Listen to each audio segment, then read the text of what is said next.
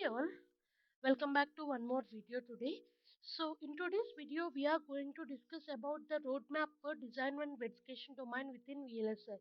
Here I have already done a video on what are the subdomains within VLSI industry and what are the skills that you need to require for that particular subdomains. I have already made that video. If you didn't see that, please go there. I'll link that in the description box. You can go there and check that out. Okay, but this video is purely for design and verification domain within VLSI. Like many of the students are asking, they are already know about this design and verification domain. Yes, they have already acquired the skills that need for this design and verification domain. Like they already know about Verilog system, Verilog and all, but they need to know what are the remaining things. Like what are the things apart from Verilog and system Verilog they need to know in order to enter into this particular design and verification domain. And also within Verilog and system Verilog also, while you are entering into the interviews or while you are going to any internships and all, what are the most important topics that you need to take care before going into any interview or any internship. So all these things we are going to discuss today in this session. Okay, if you are still having any doubts, you can ping me in the comment box. And also, if you are new to this channel, please consider subscribing this channel and also hit on the notification bell so that as soon as I upload the video, you will be getting the notification. Also, please do like, share, and comment this video. If you like it, please do like it.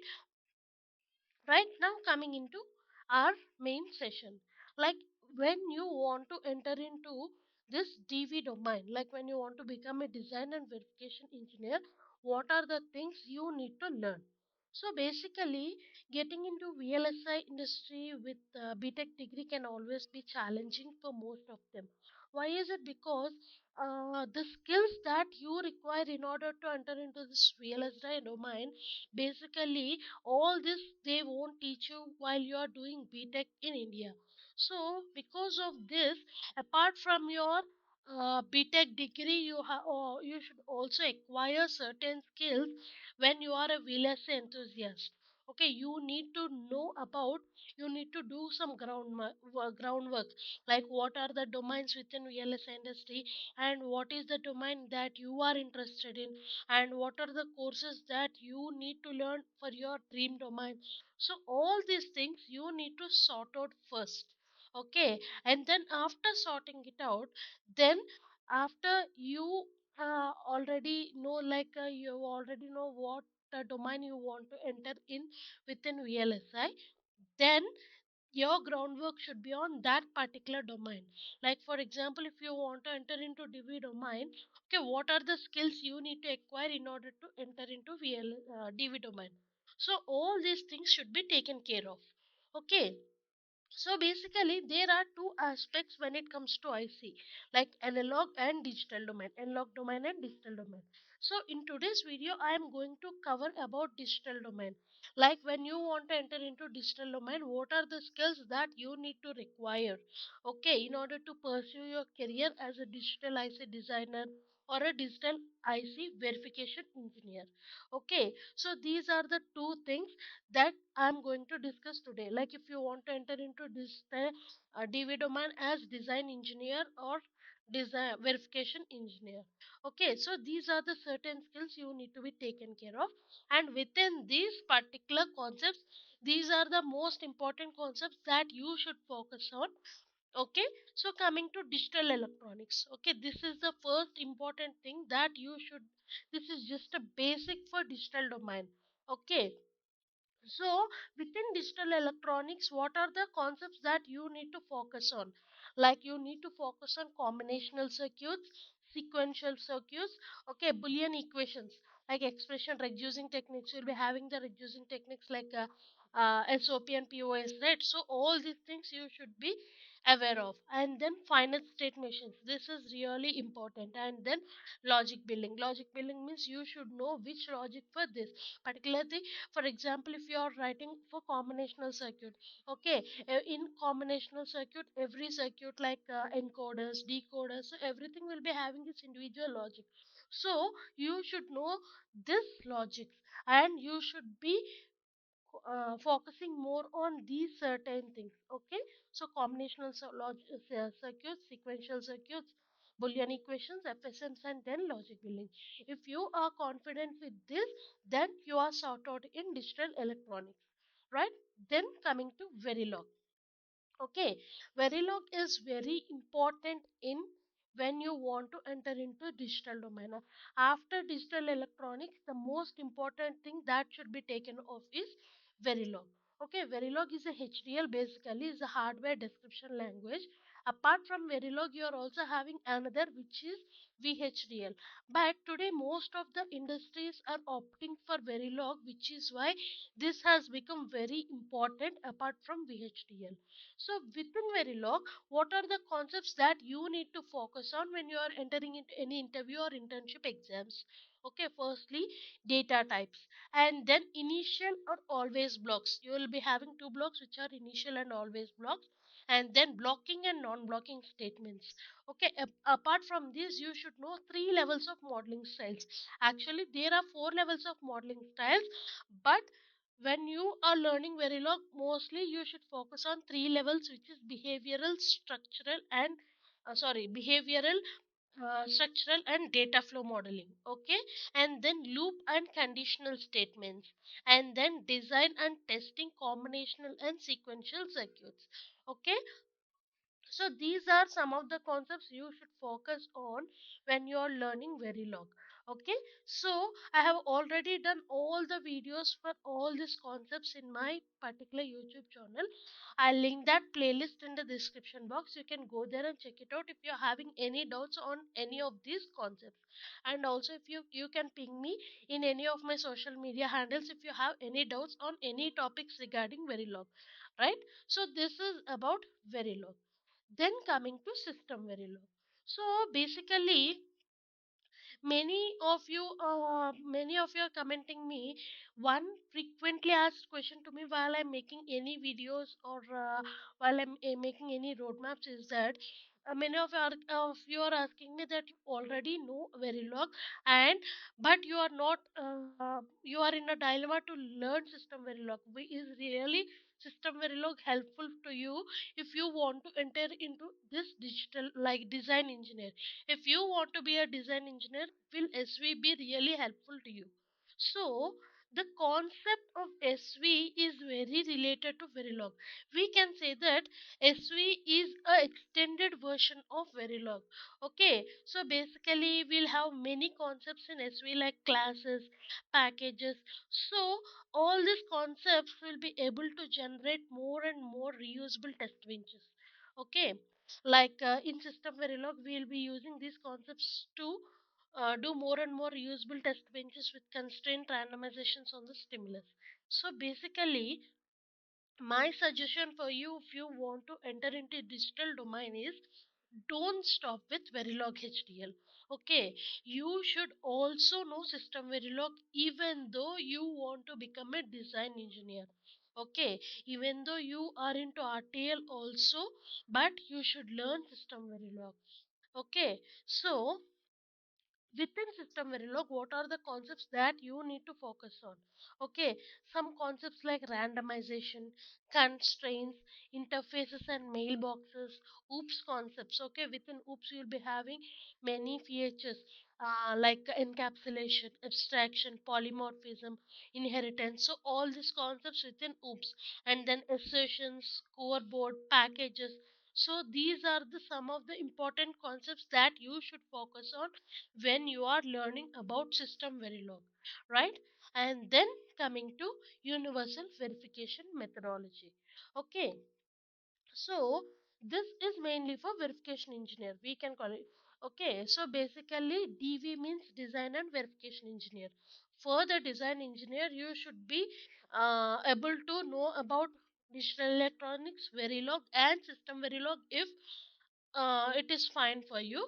Okay, these are the three main things.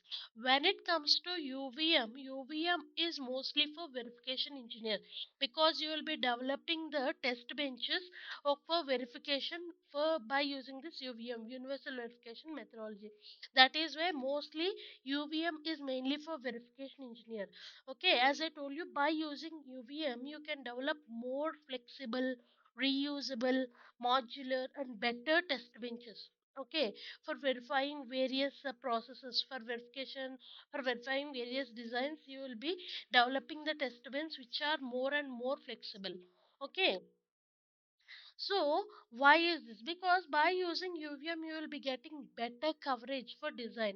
Like how perfect is your design, you can check it in less time by using UVM test benches. Okay, that is why UVM is very important for a verification engineer, right? So within UVM, what are the concepts that you should focus on? Like UVM test bench structure and interface and transaction level modeling, and then coverage, and then concept of factories. Okay, so this is the thing that you should keep focusing on when you are learning about the universal verification methodology. And then coming to scripting languages. Okay, so actually like some 1 year or 2 years back, this scripting languages is not mandatory while you are entering into designing, where you are a designer verification engineer. But because of some reasons, basically what is happening here is, as a design or verification engineer, you have to run like thousands of test cases. Okay, while you're designing, like while you're designing or verifying anything, you have to run certain test cases and some hundreds and thousands of test cases. Okay, so for this, like for running this, we need a script, so that what happens, it will be automatically running every file for you and then storing every file that you are running, so that for any further use, like for if you are having any further use on that, it will. So this need to be scripted, like every, since you are running it in a same way for 1,000 cases, so what happens, it needs certain script for that to do in such a thing. Okay, so that is why most of the companies today are asking for this scripting languages. So basically there are two kinds of scripting languages, which is one is Perl and the second one is Python. Okay, so you can learn either of these two languages, like either Python or Perl. So within, when you are learning the scripting languages like Perl or Python, so what are the things that you should keep in mind? Like what are the concepts that you should focus on? Basics of Python, you should know about some basics. And then file handlings. Okay, how to handle the files within this Python or Perl by using this Python or Perl. And then record management, and then you should know how to write the scripts. Okay, so this is the thing that you should focus on while you are learning about this Python or Perl scripting languages. Okay, and then finally, as a design or verification engineer, whether you are a designer or a verification engineer, you should be able to read the specifications. So, what are the specifications? As I already told you, specification is nothing but whenever a whenever your client wants something, whenever your client wants any design, this design is given to you in this specification format. Like specification is nothing but what does your design consist of, what is the thing that your design should be. Okay, so everything will be in this specification. So both the designer and verification engineer should know how to read the specification sheet, because everything is within that specification sheet. If you don't know how to read or how to check the specification sheet, then you can't either design the circuit, or you can't design anything, or you don't know what to verify in that particular thing. Okay, so that is why reading the specification sheet is very mandatory when you are learning a course in design or verification. So that is why when you enter into any any real time industries also, they will at least check you that whether you know how to read the specification sheet. Okay, specifications. Okay, basically, when you enter into any institutes, also they will help you with some basic specification protocols, like you can, okay, you can go for either I2C or SPI, APB, AXI, or USB. These are certain simple protocols, okay, that is that you can practice while you are learning any course or while you are in any institute. At least they will give you one or two of these specification of this simple protocol, so that you will know what are the things that you need to consider while you are designing something, or what are the things that you need to consider while you are verifying any particular design. Okay, that is about the reading specification sheet. And then coming to last thing, and which is also very important, which is terminal or command prompting. So nothing but, depending on whether you are a Linux or Windows user, you should always be smooth while you are using any terminal. Okay, while you are using any terminal or command prompt respectively, you should be very confident with. So that is why every interviewer will be expecting you to know at least some Linux commands.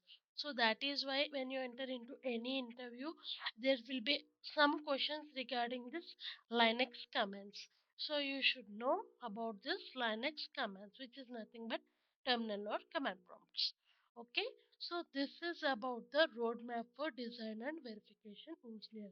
So if you want to enter into DV domain, then these are the courses that you need to learn. And among these courses, if you already have done these courses, then among these courses, these are the main concepts that you need to focus on while you are entering into any interviews or any internship exams. Okay, hope this video is helpful for you. If this video is helpful for you, please give me a like, so that it is a kind of motivation for me to do more such videos on this particular VLSI domain. Also, if you have any doubts, you can ping me in the comment box. I'll definitely answer your questions as soon as possible. That is all for today. Thank you all.